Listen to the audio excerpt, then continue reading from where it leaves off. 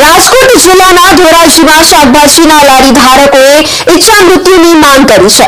ધોરાજી નગરપાલિકા દ્વારા 3 દરવાજા વિસ્તારમાં લારીમાં શાકભાજી વેચતા વેપારીઓને તાત્કાલિક ધોરણે જગ્યા ખાલી કરવા સૂચના આપી છે।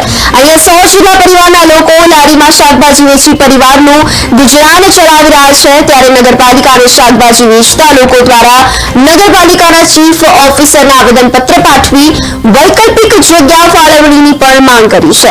જો વૈકલ્પિક વ્યવસ્થાના ભાગરૂપે શાકભાજીના વેપાર માટે જગ્યા ફાળવણી કરવામાં નહીં આવે તો રાષ્ટ્રપતિ પાસે ઈચ્છા મૃત્યુની માંગ કરશે। પૂરા કામો ગ્રાન્ટના કામો સમસ્યાઓ જે રૂટીન પ્રક્રિયાની અંદર કામ અટકેલા હોય કે ટેકનિકલ બાબતના પ્રશ્નો રાજ્ય સરકાર દ્વારા કહેવાનું હોય આ તમામ પ્રશ્નોનું ચર્ચા કરવામાં આવી છે। પ્રતિનિધિઓના પ્રશ્નો પણ લેવામાં આવ્યા છે અને તત્કાળ 1 વીકની અંદર આ બધા જ કામો શરૂ થાય ન થયા હોય તો એમનો પ્રશ્ન શું છે એનું સોલ્યુશન કરી આ કામો પૂર્ણ કરવા માટેની આજની આ મિટિંગ ખૂબ સફળ કામો ગ્રાન્ટના